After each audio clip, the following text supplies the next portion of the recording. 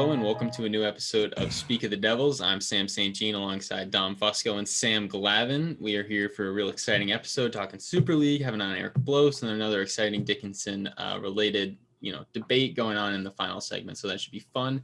How are you guys doing? I'm good, man. We're getting down to it in terms of exams and stuff like that. I know Dom can't really relate because he took the semester off, but I know you got other stuff going on. But yeah, that's where I'm at right now. I'm a man who does many things. Yeah, Glavin. you are. I do many things. I got a lot of things up my sleeve. Yeah. Awesome. I mean, I guess we can kind of jump into it. We can talk about the league that began and died just as quick. So there was the Super League was proposed, and I guess I'll ask you guys first. What was your initial reaction to hearing Super League? Yeah, so I'll start that off. When you brought up we could talk about Super League, I thought it was some sort of video game or like Rocket League or Super Smash Bros. Or like I'm dead serious. I thought you meant some sort of like video game or something weird happening, which something weird did happen, but it was just weird in a different form or a different sector. So that was my initial reaction, straight up. Yeah, I do follow the realm of soccer every now and then, not as much as I used to, probably because I don't really play FIFA anymore on the Xbox, but it's I saw the news because I still follow all that stuff on Twitter and Instagram and stuff like Bleacher Report football and stuff like that, and my initial reaction was why? Like I understood that at first that it was a money grab, just totally because of that's just the nature of sports business nowadays. But I thought that they were already just making so much money that they would actually try and consider like the fans' opinions in this. But even when it first came out, everything was so ambiguous. Like take a team like Manchester United. Were they going to leave the Prem and join this league, or were they going to try and stay in both? Or it was all very up in the air, and it pissed the fans off to no end. I mean, it was just a swing and a miss by all these clubs trying to make some extra money. It was kind of hilarious. Yeah, I definitely get. I mean, my initial reaction is I heard Super League. I'm like, the name's cool at least. I mean, it must be a good idea. And then you kind of read more into it and understand that this was literally a way for teams that weren't going to win the Champions League to have another chance at a Champions League, a different version of the Champions League. And it's kind of a slight to every other team and pretty much in contention for the Champions League just by saying, I can get into this just because I have a lot of money and you guys can't. And it's a without earning it way of doing it. And I know that's one of the big, reasons for anger that a lot of these clubs had. And you saw, protests in front at games. I know that was at the Liverpool game. I'm pretty sure they played Leeds, but I'm not 100% sure. So it definitely screws over the smaller teams for sure. And it gives them should they have been, pushed aside from the Premier League, for example, wouldn't have given teams like Leeds the chance to play a team like Liverpool. Like it just takes away their chance to compete at these, famous stadiums, these really historic clubs. It takes away those opportunities. I saw the way I looked at. Go ahead. All right, I was gonna say I saw a leaderboard on Bleacher Report where it was if every team that like was gonna join the Super League got kicked out of the Prem, who would be in the lead with the Prem, and it was like Wofford or not Wofford. It was like West Ham or something like that. Like it was some crazy like team that would never have a shot in hell at like winning at the Prem with all these big money teams and stuff. And it was kind of crazy. And I don't know what it would have done to the Prem if they actually all got to leave, if they all got kicked out. Yeah, I was just saying it would be like Ohio State, Notre Dame, Clemson, Alabama, LSU, USC, like all the top teams that have the most money in like college football, because I couldn't really relate it to like any of the pro sports just because it is it's hard to find like 12 really really good teams that are consistently really good, but it's easier to do that in college. So it would be like taking the NCAA top 10 or top 12, top 15, whatever it was, and just completely starting just their own league, and then that would eliminate a lot of the other schools who get a lot of money for going and getting their butts kicked by Alabama or Ohio State or Clemson. Similar to that sense, for people who don't understand, like me, who I didn't understand it at first, that's kind of the way that I look at it. Yeah, and that's a fantastic comparison because all of those teams already run the table in the college football playoff. So Exactly. it would be that's a phenomenal comparison. I didn't even think of it. Good on you, Dom. Thanks, Yeah, bro. absolutely. Appreciate And it. one of the actual other ideas too is some of these teams, should they participate in that, their players would not be able to participate on the national level. They wouldn't be able to play for their World Cup teams. They wouldn't be able to do any of that, which would just be an absolute screw you to your own players.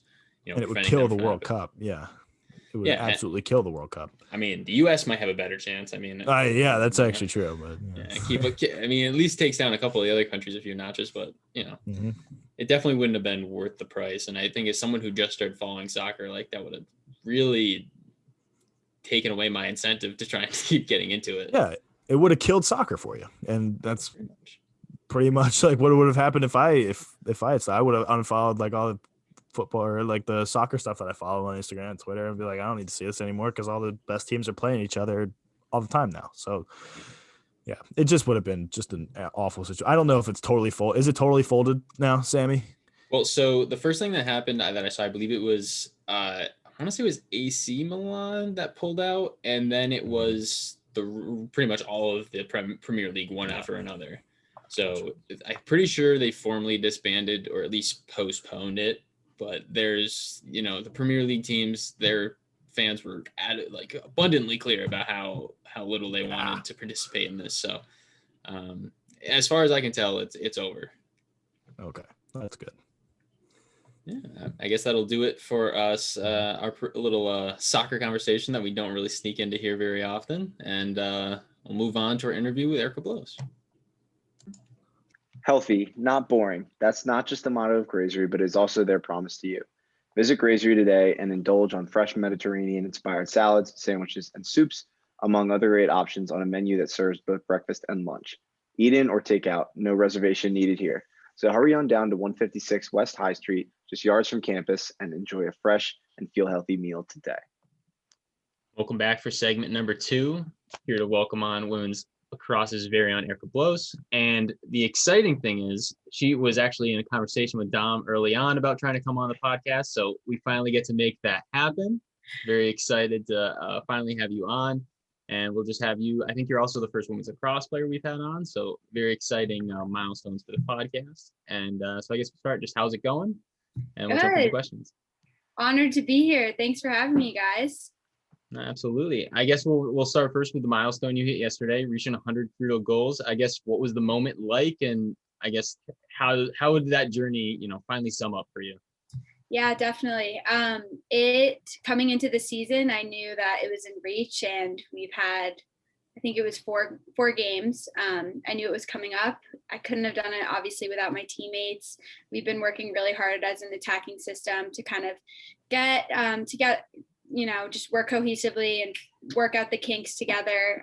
We have a lot of great first years playing with us on attack, which is awesome. And our game against Muhlenberg yesterday kind of emphasized how well we work together. We had so many different scores, a lot of first career goals on top of the 100th, which was awesome. Gabby and Ashley, 2 of our underclassmen, put up their first career goals, which was really great. So there's milestones all over the board.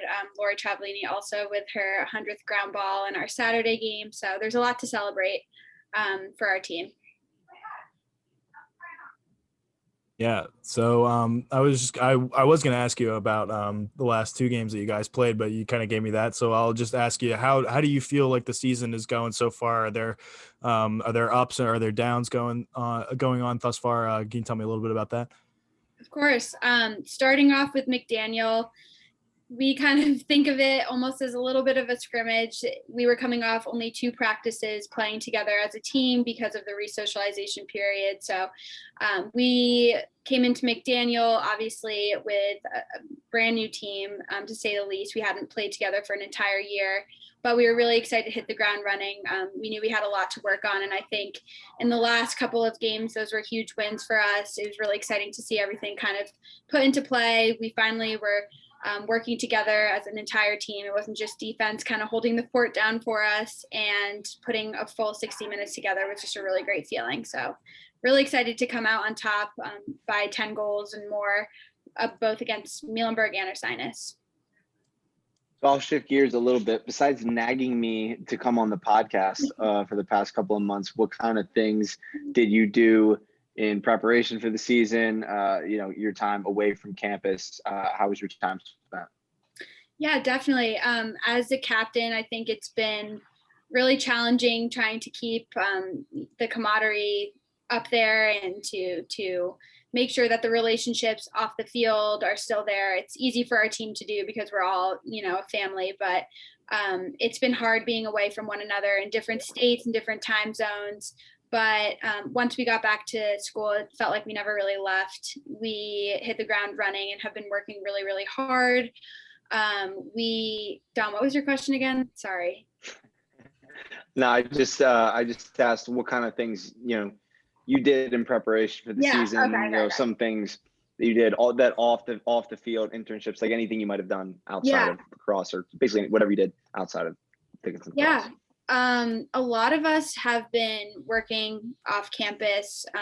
My internship specifically was canceled in the summer because of COVID, but we've all kind of used that time to build our leadership skills, and again, kind of make sure that those relationships with one another were pretty concrete, as we knew that the season could have not happened, but also there was potential for it to happen. So we wanted to be ready for that. A lot of us were in Charleston. We had some people in Colorado. Then we had some people not coming back at all. So it was just kind of a toss-up of how we were going to work together, but we knew we would make it work. And that's exactly what we did the second we, like I said, came back to school. It's like nothing really changed, and it's been really exciting to see everybody grow individually, but also work together in a matter of 5 games and minimal practices.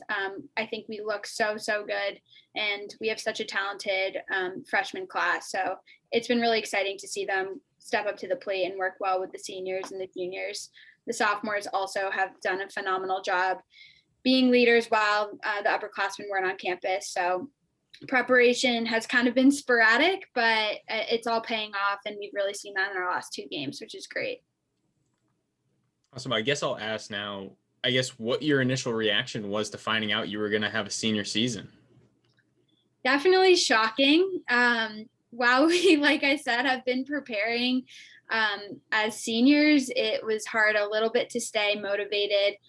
While being off campus, we are all in kind of job mode, trying to flash forward and look at what our life is going to be like after graduation, etc. But I think, like I said before, we were pretty shocked, but it was a good shock. We were extremely emotional and excited to have the opportunity. It's such a privilege being back together. We missed each other so much, and playing the sport we love one last time was an incredible, and has been an incredible experience. So, yeah. Good. Erika, what's your major? International Business and Management. Gotcha. And then, so you were talking a little bit about your internship and that it got canceled. So what's kind of the plan for after lacrosse is over and after you graduate? So I really want to go into the entertainment industry. Fingers crossed. I've had a couple interviews for NBC Sports, and hopefully that will lead me in the right direction. I'll know as of next week. So whenever this is produced, hopefully I'll either have the job or I won't. But as an international business management major, I've kind of just kept the door open to endless possibilities, which is great. And I think Dickinson does a great job of preparing us for that. I am kind of open to any location at this point. I think I'm just kind of going to play the field and see where I can get in. But NBC Sports would be a phenomenal opportunity because obviously being an athlete has been a part of my identity since I can remember, and I want to carry that with me into my first career. So hopefully that works out. If it doesn't, I'm just going to work hard until something kind of figures itself out for me. So, yeah. Great. Yeah, Eric, to be an athlete is one thing, and then to be an overachieving athlete, a really good athlete, a great athlete, obviously takes, great practice, great preparation. A lot of different things go into that. And, you've achieved something that not a lot of people achieve. You're a 4-year starter, 100-goal scorer, all conference player, things like that. What separated you from the others? How are you able to outwork everybody and, achieve something that not a lot of people are able to do? It's a great question, and I'm flattered, Dom. I would say, honestly, just the support from my coaches and my teammates. Like I said, we're a huge family. And while I was all of that, like you said, I give so much more credit to everybody around me. They bring out the best in me on and off the field as a person and as an athlete. I wouldn't have been able to do what I do without them. My coaches are extremely supportive of everything I do, and just having them back me up through life is incredibly important to me and has set me up for all the opportunities that I've had. So big thank you and shout out to all of them. No, that's pretty much it. My teammates and my coaches are the ones to thank for that. I end up, bringing on those milestones, but I wouldn't have been able to do it without them. And they're a really incredible group of people, and I wouldn't trade them for the world. So thanks to them. And Dom's coming out here with the hard hitting questions. Mm-hmm. Yeah. But I'll kind of follow it up. I hopefully in slightly, a slightly easier fashion. I kind of want to ask about doing that within the conference. The Centennial Conference is incredibly competitive. You always have at least, 2 teams in the hunt of the top 10. I mean, just like this year with Franklin and Marshall and Gettysburg. So what's it like to compete at such a high level in such a difficult conference?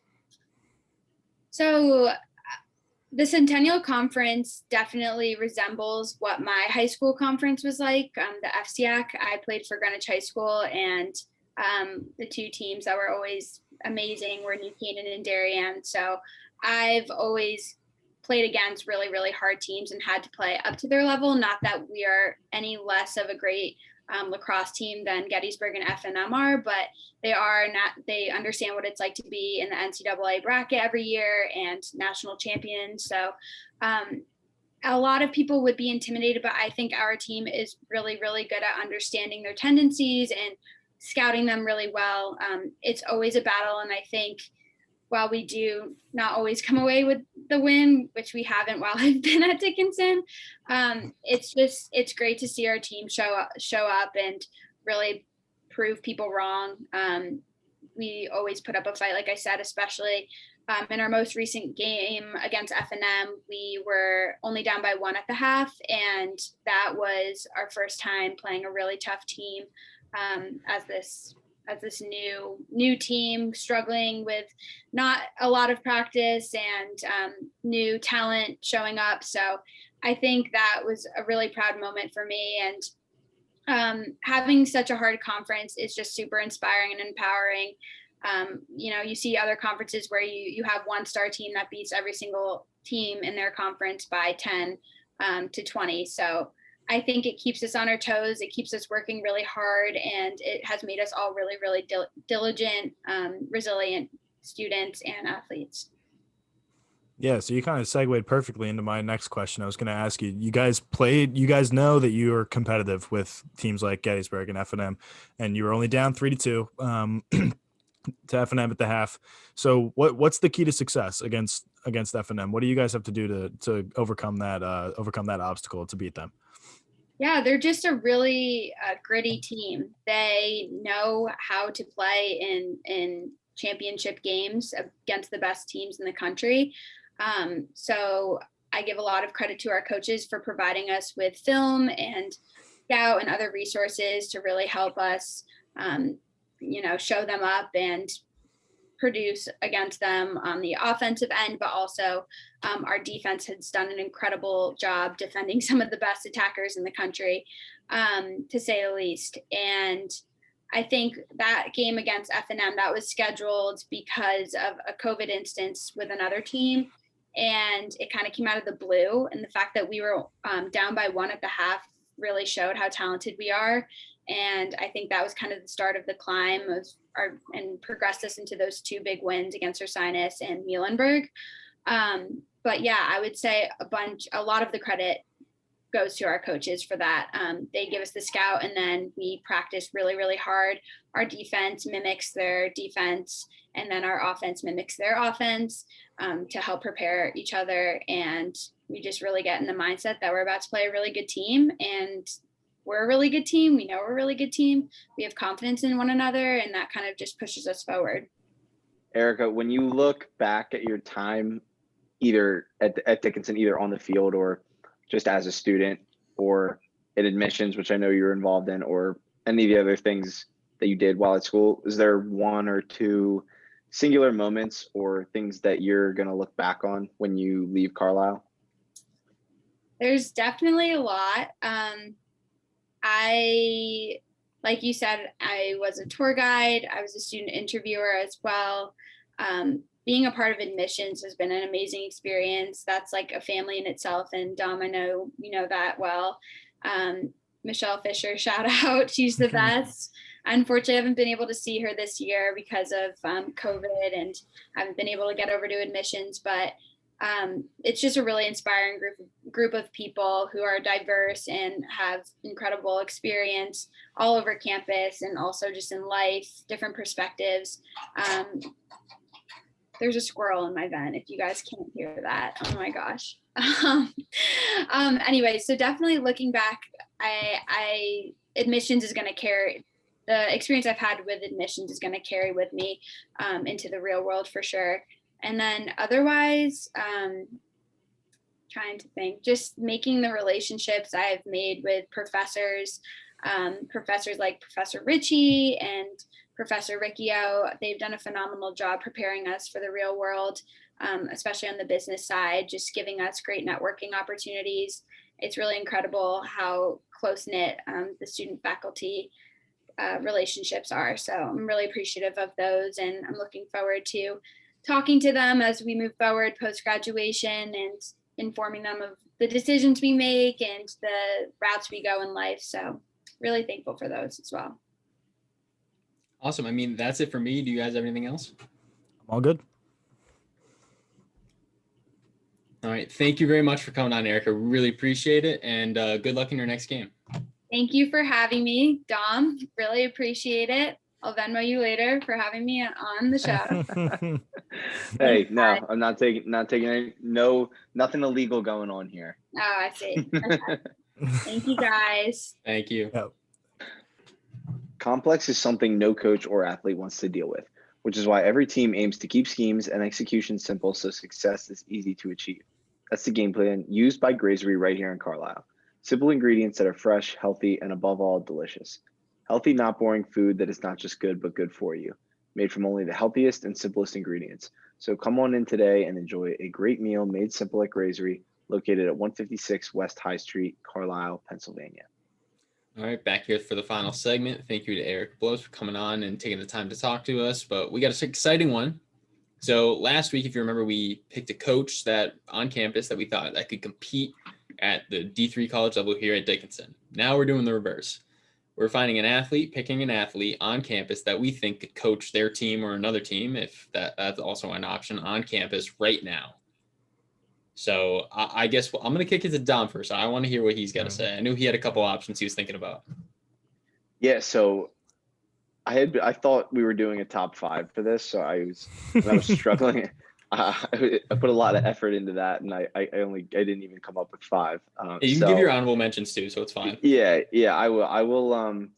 The one who I decided to go with is actually one of our guests, was the previous guest on the show, and that is women's basketball member Claudia Myra. And I chose Claudia just because she has had a very successful career at Dickinson, and there's a lot of those people, who you can point to and say they had a great career, but you don't think they would make a great coach. Like they were they knew their position, or like they were just an incredible athlete. But she's kind of has a mix of both. She was a very good athlete. Watching her the past couple of years, she was quick to help her teammates out, pick them up, point out different weaknesses in the defense, or bring everybody together on a timeout. So a lot of those things that I saw from Claudia, I think she would make a pretty good coach. So yeah, she was the one who I decided to go with. Yeah, I actually also thought of Claudia, but she didn't make the cut because I couldn't get this guy out of my head, and he's one of my teammates actually. And his name's Chris D'Alessandro. I honestly one of the best leaders or captains that I've ever had on a team. He is loud and in charge all the time. He's a great guy, and he's a 4-year starter as well. He's great at his position. He's a catcher. Catcher is also the general of the baseball field. So it's he's already got those leadership qualities, and I couldn't think of anybody that could coach baseball better than him right now. Coming out of college, we had actually, I don't know if you guys remember, we had my freshman year, Austin Morgan, who was also very, very coach personality. He's actually coaching now at Widener as an assistant coach, and he is an absolute legend, and he's now coaching college baseball. So that was actually the first guy I thought of, but I was like, wait a minute, he graduated, but he was always just always that coach guy. We got to get him on the show. That's actually a great call. Yeah, we should definitely get him on the show. Do that. Yeah. But yeah, Tiff is going to be, we call him Tiff. His name's Chris D'Alessandro. Tiff is, he's the man. He's a guy that could definitely coach baseball. Yeah, no, he was my backup option had I not had someone already. He's someone during the broadcast too. Like you can just see it. Like he's in control. He's always in the game, and it's unless he's catching both games of the doubleheader, it's impossible to get a ball by him. I don't care where the breaking ball is going. It's impossible to get it by him. So I'm actually going with someone who's not playing this semester, but someone who actually got a chance to broadcast with for remotely, and just got to pick her brain about lacrosse, about women's lacrosse. And I've met very few people who are as like articulate about the sport they play as Drew Yeager, just from getting to talk to her over the broadcast. She did, I want to say it was Gettysburg and Franklin and Marshall with Clayton and I.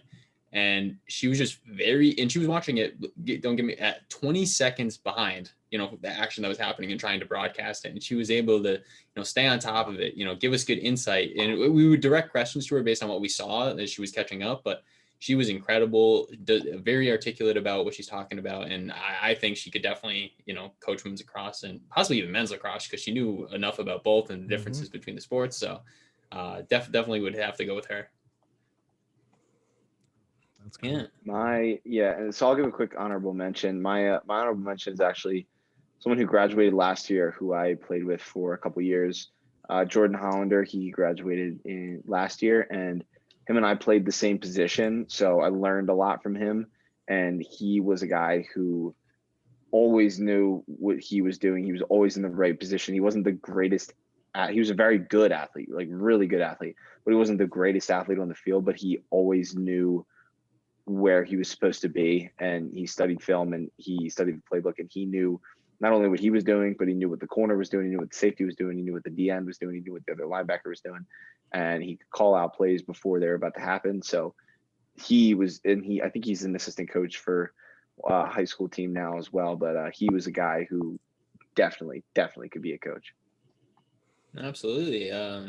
But I guess any other honorable mentions, Dom? I know you had a couple ideas going. No, that's it. Yeah, that's all right. I'm all good as well. Awesome. I mean, I think that'll do it for us for a new episode here. Thank you guys for tuning in, and thank you again to Erika coming on. But as always, roll Debs.